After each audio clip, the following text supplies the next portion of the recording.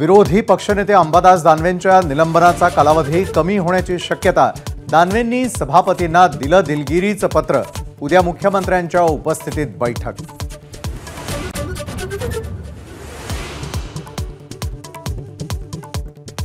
महायुती सरकारकडून 1,08,000 पदांवर भरती प्रक्रिया सुरू।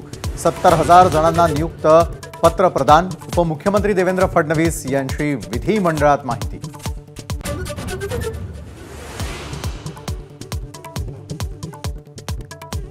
परीक्षेतील गैरप्रकार रोखण्यासाठी याच अधिवेशनामध्ये नवा कायदा आणणार। फडणवीसांची विधान परिषदेत घोषणा।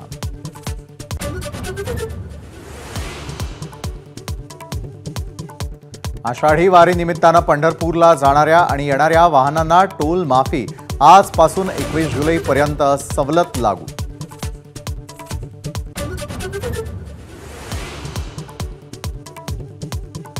मुंबईच्या अपुऱ्या पाणी पुरवठ्याबाबत विधानसभा अध्यक्षांनी बोलावली तातडीची बैठक। संबंधित मंत्र्यांमार्फत पाणी पुरवठ्याची माहिती देण्याचे बीएमसीच्या जल अभियंत्यांना निर्देश।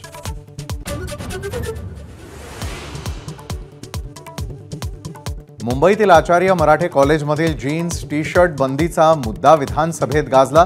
कॉलेजनं तालिबानी फतवा मागे घ्यावा, प्रताप सरनाईकांची मागणी।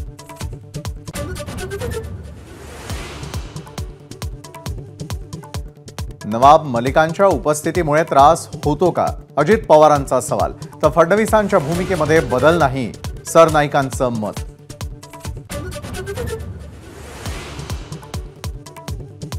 कोल्हापुरात गगनबावडा इथल्या करूळ घाटामध्ये रस्ता आणि संरक्षण भिंत कोसळली। तर कोकणातील जनतेच्या जीवाशी सरकारनं खेळ मांडला। ठाकरेंच्या शिवसेनेचा हल्लाबोल।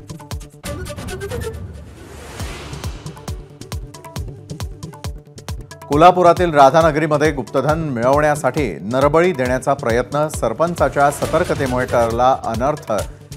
मांत्रिकासह 6 जणांवर गुन्हा।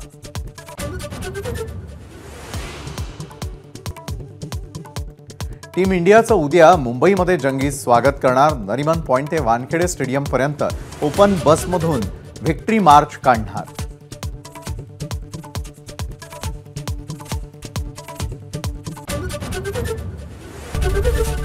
एबीपी माझा, उघडा डोळे बघा नीट।